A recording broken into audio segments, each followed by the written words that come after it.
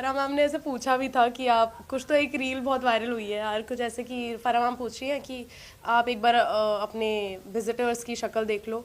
तो मेरे मन में ये था कितनी शक्लें देखो मैम, इसकी बहुत सारी है बट क्योंकि मुझे हमेशा से पता था कि उसका क्या इंटेंशन है, चाहे मुझे लोग कितना भी बोले, मुझे बहुत ऐसे बोला है कि वो सॉर्ट करने के इंटेंशन से आई थी, बट मैंने अपने चांसेस ख़राब कर लिए। ऐसा कभी मैं उसको वही 6-7 महीने हम बेस्ट फ्रेंड्स थे, हम रोज़ साथ में रहते थे, तो मुझे पता था उसके क्या इंटेंशंस थे। और बाहर जाके मुझे पता चला कि उसको क्योंकि बहुत ज़्यादा हेट मिल रही थी तो वो परेशान हो गई थी, एंड उसको वो हेट कम करनी थी और इसलिए उसको सॉर्ट करना था ऑन अ नेशनल प्लेटफॉर्म, क्योंकि उससे बड़ा प्लेटफॉर्म उसको मतलब सॉर्ट करने के लिए क्या ही होता नेटफ्लिक्स से बड़ा। तो वो चीज़ मेरे को बहुत ज़्यादा ख़राब लगी कि जब वो चीज़ फिनाले पे, स्पिरिट्स के फिनाले पे तुमने इतना बड़ा चीज़ कर दिया जिसकी वजह से मुझे ज़िंदगी भर वो टैग झेलना पड़ सकता है।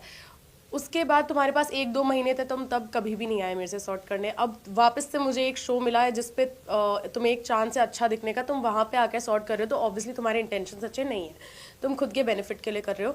और आई थिंक उसके पास एक और बहुत अच्छा मौका था, बट उसने अपना रियल साइड वापस से दिखाई दिया। जब वो विजिटर बन के मेरा टास्क परफॉर्म कर रही थी, वो बोल सकती थी कि तूने मेरे साथ कल बुरा, तूने कितना बुरा भला सब कुछ बोला, जो कि उसने भी बोला था, बट ऐसे बोल सकती थी कि आज मैं फिर भी तुझे जिताऊंगी। वो मुझसे भी बड़ा इंसान बन सकती थी, बट वो उसमें था ही नहीं, वो उसमें इतना दिमाग भी नहीं था। वो अपना हेट कम करा सकती थी, सब करा सकती थी। मैं तो अभी भी बोलूँगी हेट ना ही करे तो अच्छा है, बिकॉज पिछली बार भी जब किसी को इतना हेट मिला तो देखो उसका नतीजा अगले शो पे ही हुआ है, क्योंकि लोगों के सर पे चढ़ जाता है ये दुश्मनी। मतलब मेरे साइड से कभी इतनी नहीं थी, आई थिंक उसके साइड से वो पाइल अप हो के इस शो में भी दिख गई कि वो कितनी बड़ी हो गई थी। तो आई थिंक ये एक चीज़ मुझे जजमेंट डे पे भी बहुत ज़्यादा बोला था होस्ट ने कि आप अपने पास्ट को अफेक्ट मत होने दो, पास्ट की वजह से अपना फ्यूचर अफेक्ट मत होने दो।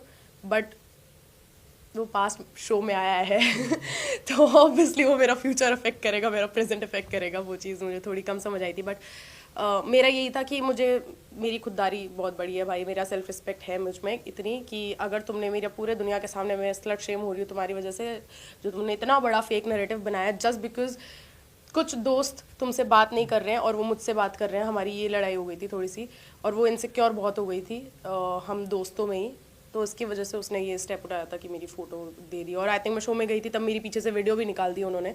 तो वो सब चीज़ें देख के मुझे समझ आ गया था ये कभी भी सॉर्ट नहीं हो सकता, तो जैसा है वैसे ही रहने देते हैं। आकांक्षा, आपके और योगेश के जब पैचअप हुआ उसके बाद सबसे बड़ा सवाल लोगों के मन में यही आया कि इसके पहले काफ़ी अनबन लोगों ने देखी है, काफ़ी पैचअप देखे, तो आपके और योगेश के पैचअप होने के बाद क्या हम आपको, रूरू को और योगेश को आगे साथ काम करते देख पाएंगे? मुझे नहीं पता ये but I have no opinion on this, अभी मुझे कुछ नहीं पता है। बट आई डोंट थिंक, क्योंकि चीज़ें बहुत ज़्यादा मेसी हो गई थी, तो आई डोंट थिंक तीनों में से ही कोई ये चाहेगा कि हम तीनों एक साथ आए कभी। अगर आपको ऑफर आता है तो क्या आप हाँ कहेंगी? नहीं। Hi Akansha, this is Pooja from TNM Cinema and Beyond. So Lockup Satya Saja, people say that it's about owning your truth. So किस intention से आप गई थी, and when now that out of it, what is it that you amongst everything that happened, the good, the bad, the ugly, the beautiful, everything. So what is that one thing that you have owned up to yourself, irrespective of कि लोग क्या सोचेंगे, but you are like this is the truth about me, and no matter what everyone says, I will stand by it. I think सबसे बड़ा example, I know मुझे बहुत लोगों ने ट्रोल किया है, जो मेरे हेटर्स थे, बहुत सारे इंडस्ट्री से भी लोग मेरे पीछे पड़ गए थे, क्योंकि उनको एक मौका चाहिए था कि मैं एक गलती करूं और वो सब मेरे अगेंस्ट हो जाए।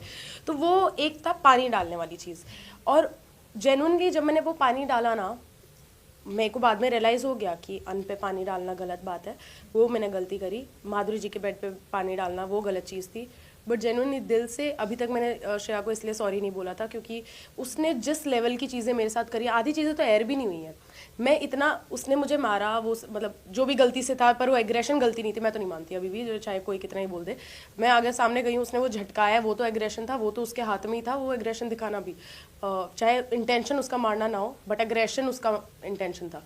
तो बहुत सारी चीज़ें थी जो पाइलअप हो के उसने, आई थिंक शिल्पा जी को भी ये सब बोल रखा है कि पिछले शो में वो पिट के आई, उसको निकाल दिया था ऐसे ऐसे करके, वो नैरेटिव बना देती है। सोचो इतने बड़े प्लेटफॉर्म पे तुमने क्या क्या बोल दिया कि ये मर्द इतने मर्दों के साथ सोती है, ये बाहर फेक पीआर, नेगेटिव पीआर कराती है, इसके फॉलोअर्स फेक है। जितना मेरे पास है इज्जत, पैसा, फैमिली, मेरे भाइयों के बारे में भी बोला, और क्या होता है, फेम, हर एक चीज़ के बारे में उसने मेरी इतनी गंदी गंदी चीज़ें बोली है कि अब मेरे पास कुछ बचा ही नहीं ना हो। उसने पूरा कि हर चीज़ पे अगर उन 5 और 6 चीज़ों पे एक एक नैरेटिव बन गया तो मेरी ज़िंदगी ख़त्म है। उसने ऐसी ऐसी चीज़ें बोली है। उसके बाद मेरा उसके बिस्तर पे पानी डालना आई डोंट थिंक गलत था अभी तक। बहुत बड़ा मतलब मुझे पता है अभी भी लोग हेट कर देंगे मेरे को इस बात पे, बट जिस लेवल का मुझे लिटरली मैं देख रही हूँ मेरा ट्रॉमा हिट हुआ है, मेरे सर से खून निकल रहा है। मेरे पिछले शो में मेरे साथ क्या हुआ था और उसके बाद भी वो अपोलोजाइज़ करने में उसने इतना टाइम लगाया, उसके एटीट्यूड में अपोलोजाइज़ किया। और अगले दिन आके शिल्पा जी और श्रेया ने मुझे यही बोला कि पिछले शो में भी पिट के आई थी, इसमें भी देख पिट गई ये वो। अब ये वाली जो चीज़ थी ना, मुझे इसी का डर था, यही वो मेरा ट्रॉमा था, क्योंकि वो ये चीज़ तुम्हारी ज़िंदगी भर रह जाती है तुम्हारे साथ। फिर लोग मजाक मजाक में तो आर्ग्यूमेंट जीतने के लिए तुम्हें यही लाइनें मारते हैं। तो एक लड़की के लिए कि तू होम रैकर, पता नहीं क्या क्या बोलते हैं, मुझे बहुत सारी चीज़ें बोलते हैं जो मैं अभी बोलूँगी नहीं, बट